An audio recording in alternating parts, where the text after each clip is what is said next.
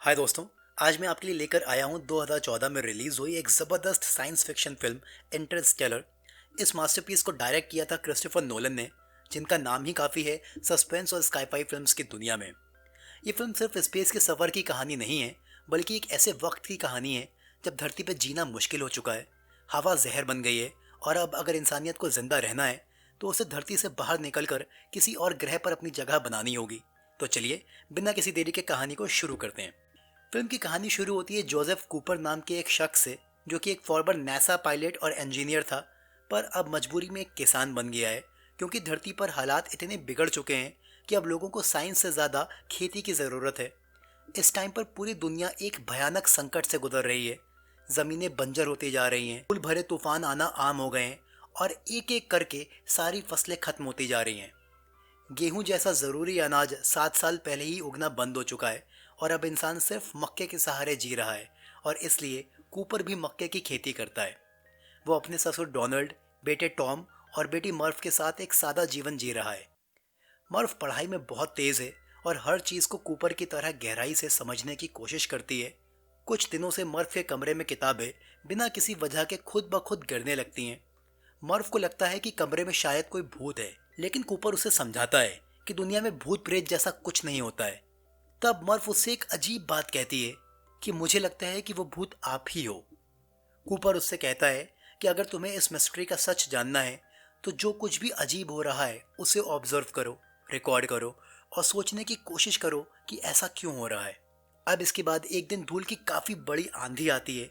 Cooper घर की सारी खिड़कियां बंद कर रहा होता है, और जब वो मर्फ के साथ उसके कमरे की खिड़की बंद करने जाता है तो वहां जमीन पर धूल का बना एक स्पेसिफिक पैटर्न नोटिस करता है। कि ये पैटर्न धूल की एक मोटी लाइन और दूसरी पतली लाइन से बना होता है। कूपर को यहाँ कुछ अजीब लगता है और उसे रियलाइज होता है कि ये कोई भूत नहीं, बल्कि ग्रेविटी का इफेक्ट है। कोई है जो उनसे ग्रेविटी के जरिए कुछ कम्युनिकेट करने की कोशिश कर रहा है। कूपर पूरी रात उस पैटर्न को देखता है, और फाइनली उसे समझ आता है कि ये मैसेज बाइनरी लैंग्वेज में लिखा हुआ है, जहाँ मोटी लाइन का मतलब एक और पतली लाइन का मतलब ज़ीरो था। इसके बाद कूपर इस पैटर्न को डिकोड करता है, तो उसे एक लोकेशन का कोऑर्डिनेट मिलता है। अब जब कूपर उस लोकेशन पर जाता है तो उसे पता चलता है कि यहाँ पर नासा एक सीक्रेट प्रोजेक्ट पर काम कर रहा है। नासा इस टाइम में सीक्रेटली काम करती है क्योंकि इस टाइम पर लोगों को खाना खाने के लाले हैं, और वो सिर्फ खेती को ही प्रमोट कर रहे हैं। और अगर उन्हें मालूम चला कि नासा अभी भी उनका काफ़ी सारा पैसा अपने मिशंस में लगा रही है तो वो बवाल खड़ा कर देंगे। कूपर की मुलाकात यहाँ डॉक्टर ब्रांड से होती है। डॉक्टर ब्रांड को कूपर पहले से जानता था, क्योंकि वो उनके साथ नासा में पहले काम कर चुका है। और यहाँ कूपर को डॉक्टर ब्रांड से मालूम चलता है कि अब धरती इंसानों के रहने लायक नहीं बची है।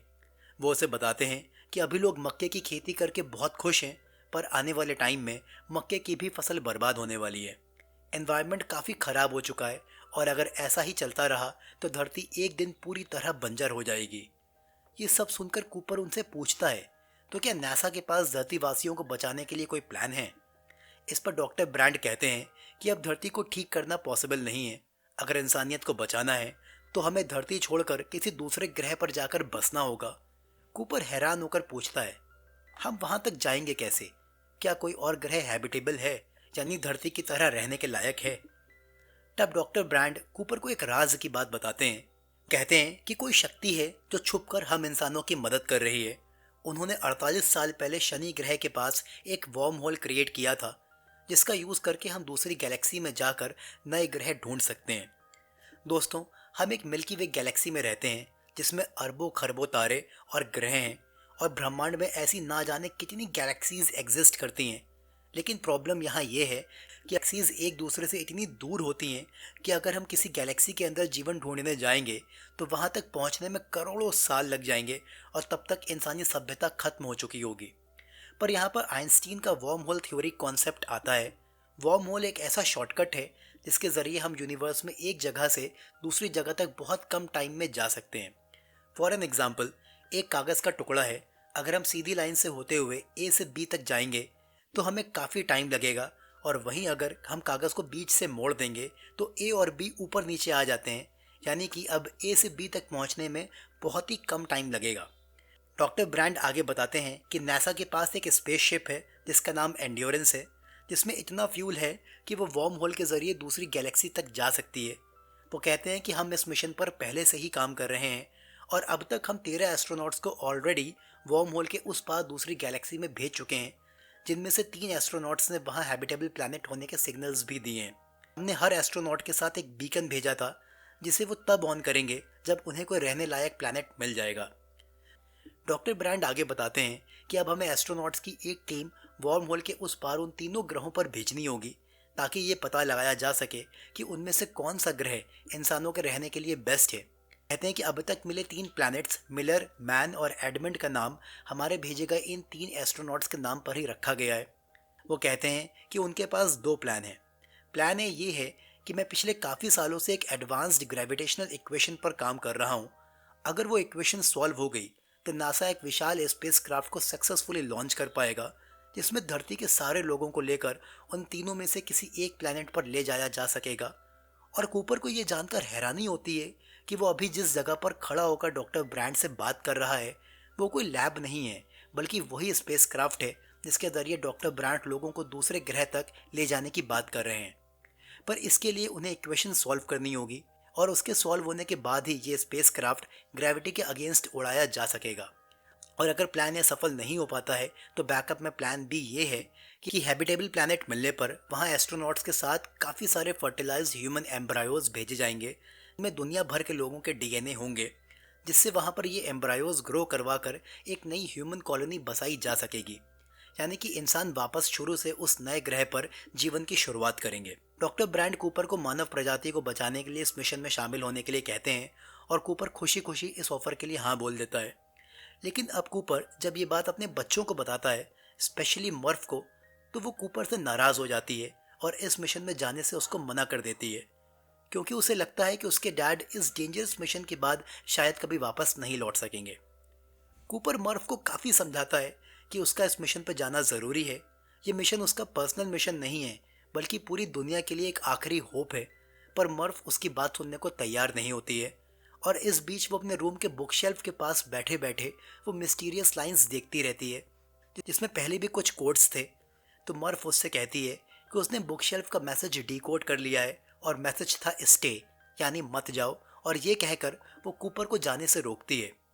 कूपर उसको एक वॉच देते हुए प्रॉमिस करता है कि वो वापस लौटकर ज़रूर आएगा।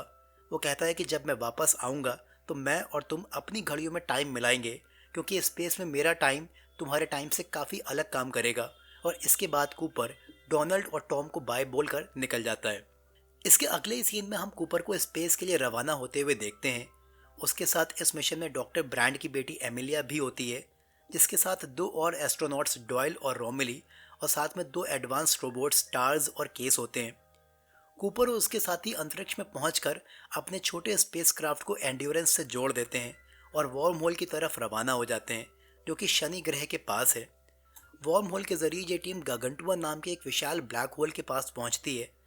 इस ब्लैक होल के ऑर्बिट में वो तीनों ग्रह मिलर, एडमंड्स और मैन चक्कर काट रहे होते हैं। अब कूपर और टीम सबसे पहले मिलर्स प्लैनेट पर जाने का फैसला करते हैं, क्योंकि ये प्लैनेट गारगंटुआ के काफ़ी करीब होता है। पर यहाँ साइंटिफिक कॉन्सेप्ट टाइम डायलेशन का यूज़ होता है। इस कॉन्सेप्ट के मुताबिक ब्लैक होल के करीब यहाँ वक्त काफ़ी धीमे गुजरता है। मिलर्स प्लैनेट पर अगर 1 घंटा गुजरेगा तो वो पृथ्वी पर 7 साल के बराबर होगा। इस वजह से कूपर चाहता है कि वो सिर्फ 1 घंटे में ही वहाँ का सर्वे खत्म करके वापस आ जाए, ताकि उसके बच्चों की ज़िंदगी के कई साल बर्बाद ना हो और उसने जो मर्फ को वापस आने का प्रॉमिस किया है वो उसे भी निभा सके। इसके बाद कूपर, एमिलिया और डॉयल एक लैंडर में मिलर्स प्लैनेट पर लैंड करते हैं, जबकि रोमिली एंड्योरेंस में ही रुक जाता है। मिलर प्लैनेट पर पहुंचते ही कूपर और उनकी टीम को हर तरफ बस पानी ही पानी नजर आता है। ना कोई ज़मीन दिखाई देती है, ना ही किसी जिंदगी का निशान। सर्वे के दौरान उन्हें मिलर का डैमेज्ड लैंडर मिलता है, जो कि बताता है कि यहाँ मिलर के साथ कुछ तो दुर्घटना हुई है। अब इससे पहले ये लोग कुछ और सोच पाते, यहाँ पर एक काफ़ी बड़ा पानी का तूफान आता है। ये लोग अपनी जान बचाने के लिए स्पेसक्राफ्ट की तरफ भागते हैं। यहाँ केस इनकी काफ़ी हेल्प करता है, लेकिन इस तूफान में डॉयल स्पेसक्राफ्ट तक नहीं पहुँच पाता है और मारा जाता है। यानी कि ये लहरें इतनी बड़ी होती हैं कि इनके स्पेसक्राफ्ट के अंदर आने के बाद भी इनके स्पेसक्राफ्ट को यहाँ से निकलने में 3 घंटे लग जाते हैं। और फिर जब ये लोग फाइनली एंड्योरेंस पर पहुँचते हैं तो धरती के हिसाब से 21 साल गुजर चुके होते हैं। इन्हें समझ आ जाता है कि मिलर ने शायद गलती से बीकन टाइम से पहले ऑन कर दिया था, बिना प्लैनेट का प्रॉपर सर्वे किए, और बाद में उसकी जान चली गई होगी। और यहाँ टाइम डिलेशन की थ्योरी अप्लाई हो रही थी, यानी कि बीकन के 1 घंटे से ऊपर का सिग्नल अर्थ पर 10 साल से ज़्यादा टाइम से पहुंच रहा था। अब ये लोग जैसे तैसे एंड्योरेंस पर वापस आ चुके थे। एंड्योरेंस में आकर इनकी रोमिली से मुलाकात होती है, जो कि अब तक काफ़ी बूढ़ा हो गया है, और उसको अब तक यही लग रहा था कि ये लोग मिलर प्लैनेट पर मर गए होंगे। इन सब के बीच कूपर सबसे ज़्यादा दुखी होता है, क्योंकि उसके बच्चे पूरे 21 साल तक उसकी होप में जी रहे होंगे। और उसके बाद जब रोमली कूपर को बताता है कि सब एस्ट्रोनॉट्स के लिए अर्थ से वीडियो मैसेजेस आए हैं, कूपर का दिल अपने बच्चों की आवाज़ सुनने के लिए धड़क जाता है। वो सबसे पहले अपने बेटे टॉम के वीडियो मैसेजेस देखता है, जिसमें वो देखता है कि टॉम अब काफ़ी बड़ा हो चुका है, उसकी शादी हो गई है, और अब वो खुद एक बाप बन चुका है। हर नए मैसेजेस में उसे टॉम की आंखों में बदलती उम्र और दिल में छुपा दर्द साफ दिखाई देता है। फिर वो मर्फ का एक वीडियो देखता है। मर्फ भी अब बड़ी हो चुकी है। वो बताती है कि पिछले साल ग्रैंडपा डोनाल्ड की डेथ हो गई थी। वो एक और बात कहती है जो कूपर के दिल को चीर देती है। वो कहती है कि आज मेरी उम्र आपकी उम्र के बराबर हो गई है डैड, पर आपने वापस आने का प्रॉमिस नहीं निभाया है, और अब मुझे नहीं लगता कि आप कभी वापस भी आ पाएंगे। ये मोमेंट सिर्फ एक बाप का दर्द नहीं था, ये वक्त के सामने इंसानी मजबूरी का एहसास भी था। मर्फ आगे बताती है कि उसने नासा ज्वाइन कर लिया है, और वो डॉक्टर ब्रांड के साथ मिलकर उसी ग्रेविटेशनल इक्वेशन पर रिसर्च कर रही है, जिस पर डॉक्टर ब्रांड काफ़ी सालों से काम कर रहे हैं।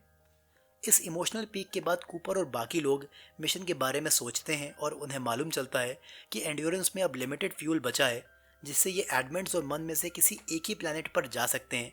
और ये लोग डिसाइड करते हैं कि ये मैन्स प्लैनेट पर जाएंगे। इसके बाद जब ये लोग मैन के प्लैनेट पर पहुंचते हैं, तो देखते हैं कि मैन एक डीप स्लीपिंग चैम्बर में सो रहा होता है, एक ऐसी फ्यूचरिस्टिक मशीन जिसमें एक इंसान सालों तक जिंदा रह सकता है बिना जागे। जब वो लोग मैन को जगाते हैं, तो मैन कहता है कि इस प्लैनेट में कुछ मुश्किल ज़रूर है, लेकिन ओवरऑल यहाँ मानव जीवन संभव है। इस बीच हमें अर्थ का सीन दिखाया जाता है, जहाँ डॉक्टर ब्रांड अपनी लाइफ की आखिरी स्टेज पर होते हैं। वो मर्फ को बुलाते हैं और उससे कहते हैं कि हमारा ग्रेविटेशन इक्वेशन को सॉल्व करने वाला प्लान ए एक झूठ था। उस ग्रेविटेशनल इक्वेशन को सॉल्व करने के लिए ब्लैक होल के अंदर का क्वांटम ग्रेविटी डेटा चाहिए, जो कभी किसी के पास था ही नहीं। मतलब प्लान बी ही मैनकाइंड के सर्वाइवल का असली ऑप्शन था। मर्फ डॉक्टर ब्रांड के मरने की खबर वीडियो मैसेज के जरिए एमिलिया को देती है, और साथ में अपने फादर को क्रिटिसाइज करती है कि उन्होंने मुझे और बाकी सबको यहाँ मरने के लिए छोड़ दिया है, क्योंकि उसको लगता था कि उसके फादर को भी ये सच्चाई मालूम थी और उन्होंने उससे झूठ बोला था। और कूपर इस वीडियो मैसेज को देखकर अंदर से काफ़ी टूट जाता है। वो वापस जाकर अपनी बेटी से मिलना चाहता है, उसे गले लगाकर सब कुछ बताना चाहता है, पर उसकी मजबूरी ये है कि वो इस मिशन को बीच में छोड़कर वापस नहीं जा सकता है। लेकिन यहाँ कहानी में एक नया ट्विस्ट आता है, क्योंकि इन्हें मैन के प्लैनेट पर भी जीवन होना पॉसिबल नहीं दिखता है, और इन्हें मालूम चलता है कि मैन ने अपने रोबोट KIPP को खुद से डिसेबल किया था, ताकि उसमें सही डेटा स्टोर ना हो, और बीकन ऑन करके नासा को सिग्नल दिया था कि ये प्लैनेट हैबिटेबल है। कूपर और उसकी टीम को मैन काफ़ी झूठ बोलता है, लेकिन इन्हें जब वहाँ जीवन नज़र नहीं आता है, कूपर मैन का सामना करके उससे पूछता है कि उसने रोबोट को बंद क्यों किया है, और मैन यहाँ पर बहाना बनाता है कि रोबोट में कुछ टेक्निकल प्रॉब्लम आ गई थी। इसके बाद इस बात पर कूपर और मैन की आपस में बहस हो जाती है, और मैन कूपर पर हमला कर देता है। कूपर की फेस शील्ड तोड़ देता है, जिससे कूपर सांस नहीं ले पाता है और उसका दम घुटने लगता है। इसके बाद रोमिली मैन के साथ आए रोबोट का डेटा एक्सेस करके चेक कर रहा होता है कि मैन की बातें इस प्लेनेट के बारे में कितनी सही और कितनी झूठ हैं। लेकिन मैन ने वहाँ पर भी ट्रैप सेट करके रखा होता है, और रोमिली जैसे ही प्रोसीड करता है उस रोबोट से ब्लास्ट होता है, जिससे रोमिली मारा जाता है। अब एमेलिया जैसे तैसे आकर कूपर को ऑक्सीजन की सप्लाई डिवाइस देकर उसकी जान बचाती है, लेकिन तब तक मैन यहाँ से कूपर का एयरक्राफ्ट लेकर एंड्योरेंस तक पहुँच जाता है। लेकिन यहाँ उसकी किस्मत भी उसका साथ नहीं देती है, क्योंकि वो जैसे ही लैंडर को एंड्योरेंस से डॉक करने की कोशिश करता है, तो डॉकिंग सही से नहीं हो पाती है और लैंडर ब्लास्ट हो जाता है, जिससे मैन भी मारा जाता है। इसके बाद कूपर और एमेलिया भी तुरंत दूसरे लैंडर से एंड्योरेंस की तरफ जाते हैं। एंड्योरेंस अब अपने ऑर्बिट से हट चुका होता है, लेकिन कूपर काफ़ी मुश्किलों के बाद परफेक्ट मैनुअल डॉकिंग करता है, और वो और एमेलिया सक्सेसफुली एंड्योरेंस में एंटर कर पाते हैं। ये एक बहुत इंटेंस और थ्रिलिंग मोमेंट होता है, और यहाँ एंड्योरेंस को फिर से कंट्रोल में लाया जाता है। डॉकिंग के बाद कूपर को समझ आता है कि अब उसके पास इस मिशन को सक्सेसफुल करने के लिए प्लान बी है, और जिसके लिए उन्हें एडमेंट्स तक पहुंचना ही होगा। पर अब प्रॉब्लम ये आ रही थी कि एंड्योरेंस भी अब धीरे धीरे ब्लैक होल की ग्रेविटी की तरफ खिंच रहा था और इनके पास एडमंड्स पहुंचने के लिए फ्यूल भी कम था। कूपर यहाँ एक डेयरिंग डिसीजन लेता है। वो कहता है कि ग्रेविटेशनल स्लिंग शॉट का यूज़ करके स्पेसक्राफ्ट को एडमंड्स प्लैनेट की तरफ भेजा जाएगा और वो खुद अपने लैंडर से एंड्योरेंस से अलग हो जाएगा। यहाँ कूपर ऐसा इसलिए कहता है क्योंकि एक अच्छा स्लिंग शॉट तभी मिल पाएगा जब एयरक्राफ्ट वजन में हल्का होगा। वो टार्स के साथ अपने लैंडर को एंड्योरेंस से डिटैच कर लेता है ताकि एमेलिया के स्पेसक्राफ्ट को अच्छा बूस्ट मिल सके। अब प्लान बी की रिस्पॉन्सिबिलिटी एमेलिया के कंधों पर होती है। वो अकेली ही एडमंड्स प्लैनेट की तरफ निकल पड़ती है, जबकि कूपर और टार्स का लैंडर ब्लैक होल के ग्रेविटेशनल पुल में गिरता चला जाता है। दोस्तों, अगर हम मॉडर्न साइंस की बात करें तो ब्लैक होल के अंदर जाने के बाद कुछ भी वापस नहीं आ सकता। कोई भी चीज़ जो ब्लैक होल के अंदर जाती है, एक्सट्रीम ग्रेविटी की वजह से उसके टुकड़े टुकड़े हो जाते हैं। लेकिन इंटरस्टेलर फिल्म में ब्लैक होल को एक अलग ही एंगल से प्रेजेंट किया गया है। यहाँ पे इसे एक गेटवे की तरह दिखाया गया है जो इसके पार जाकर भी आप वापस आ सकते हैं। कूपर सिर्फ प्लान बी पर डिपेंड नहीं रहना चाहता था, क्योंकि अगर वो फेल हुआ तो पृथ्वी पर हर कोई मरेगा, यहाँ तक कि उसके बच्चे भी। वो ग्रेविटेशन इक्वेशन का डेटा हासिल करने के लिए खुद को और टार्स को ब्लैक होल के अंदर ले आता है, ताकि डेटा हासिल होने पर वो ये डेटा मर्फ को भेज देगा। पर जैसे ही टार्स ब्लैक होल में जाता है, कुछ ही टाइम में उसका सिग्नल आना बंद हो जाता है। मतलब अब कूपर इस अंधेरी दुनिया में अकेला बचा होता है। ब्लैक होल के अंदर गिरते हुए कूपर को लगता है कि अब उसका अंतिम समय आ गया है, लेकिन यहाँ मौत के बदले वो एक अनोखी जगह टेसरैक्ट में पहुंचता है। यहाँ टाइम एक फिजिकल डायमेंशन बन चुका होता है जिसे छुआ जा सकता है, देखा जा सकता है। यानी कूपर अब पास्ट, प्रेजेंट और फ्यूचर तीनों को एक साथ महसूस कर सकता है। टेसरैक्ट के अंदर से कूपर अपने घर का वो किताबों वाला कमरा देखता है जहाँ उसकी बेटी मर्फ बचपन में कहती थी कि कोई भूत है। कूपर समझ जाता है कि वो भूत कोई और नहीं बल्कि वो खुद था, यानी कि फ्यूचर का कूपर। अब उसके सामने सब कुछ क्लियर होता है। उसे मर्फ को मैसेज भेजना होता है ताकि वो उसे जाने से रोक सके। लेकिन परेशानी ये थी कि टेसरैक्ट से डायरेक्टली किसी से कांटेक्ट नहीं हो सकता था। कूपर के दिमाग में एक आइडिया आता है, ग्रेविटी। को याद आता है कि ग्रेविटी ही एक ऐसी फोर्स है जो हर डायमेंशन को पार कर सकती है। कूपर ने ही बाइनरी कोड का इस्तेमाल करके कमरे में मिट्टी की मोटी और पतली परत बनाई थी। इसी बीच टार्स की कूपर से बात होती है और वो बताता है कि उसे ब्लैक होल के अंदर का क्वांटम ग्रेविटी डेटा मिल चुका है। अब मुश्किल ये थी कि ये डेटा मर्फ तक कैसे पहुंचाया जाए, और तभी कूपर देखता है एक फ्यूचर टाइमलाइन जहां मर्फ बड़ी हो चुकी होती है, नासा में एक टॉप साइंटिस्ट बन चुकी होती है और उसके पास एक घड़ी होती है जो कूपर ने उससे अलग होने से पहले उसको दी थी।